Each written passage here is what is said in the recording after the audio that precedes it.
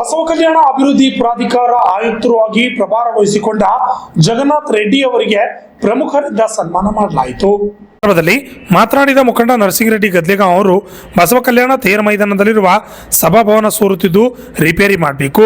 ಸಭಾಭವನ ಕಟ್ಟಡದಲ್ಲಿರುವ ಗ್ರಂಥಾಲಯ 1 ವರ್ಷದಿಂದ ಮುಚ್ಚಿದ್ದು ಅದನ್ನು ಓಪನ್ ಮಾಡಿ ಮುಂಜಾನೆ 10 ಗಂಟೆಯಿಂದ ಸಂಜೆ 8 ಗಂಟೆವರೆಗೆ ತೆರೆದಿಟ್ಟು ವಿದ್ಯಾರ್ಥಿಗಳಿಗೆ ಓದಲು ಅನುಕೂಲ ಮಾಡಿಕೊಡಬೇಕೆಂದು ಅನೇಕ ವಿಷಯಗಳ ಬಗ್ಗೆ ಮನವಿ ಮಾಡಿದರು.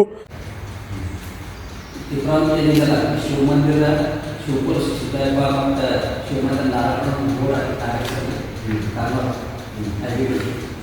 ಅಲ್ಲಿಂದ ರೋಡ್ ಇದೆ. ಅಲ್ಲಿಂದ ಪೂರ ಶಿವಪುರ ಕ್ರಾಸ್ ಅಲ್ಲಿ ತುಪ್ಪತ್ತ ಸರ್, ಯಾಕಂದ್ರೆ ಕಡಿಮೆ ಹೈಯೆಸ್ಟ್ ಕಾಂಪಿಟೇಷನ್ ಇರುತ್ತೆ ಅಲ್ಲಿ. ಫುಟ್ಪಾತ್ ಹೋಗೋ ಮನುಷ್ಯ ಬೇರೆ ಜೀವನ ಹೋಗ್ಬೇಕು, ಅದಕ್ಕೆ ಫುಟ್ಪಾತ್ ಆದರೆ ಸ್ವಲ್ಪ ಆಮೇಲೆ ಇಲ್ಲಿ ನೀರಿನ ಸಮಸ್ಯೆ ಆಗುತ್ತೆ. ಅಕ್ಕಂದು 4 ನದಿ 2 ವರ್ಷ ಇತ್ತು. ಕುಡಿಯೋ ನೀರಿನ ಟ್ಯಾಂಕ್ ಇದೆ, ಒಂದು ನದಿ ಇದೆ.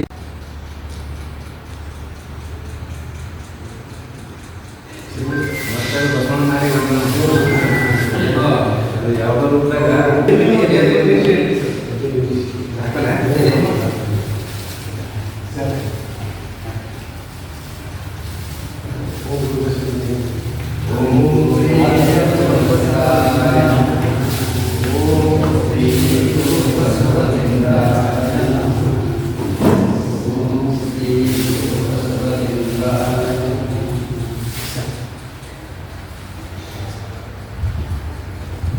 Bureau report RJ32 Kannada news, Basava Kalyan.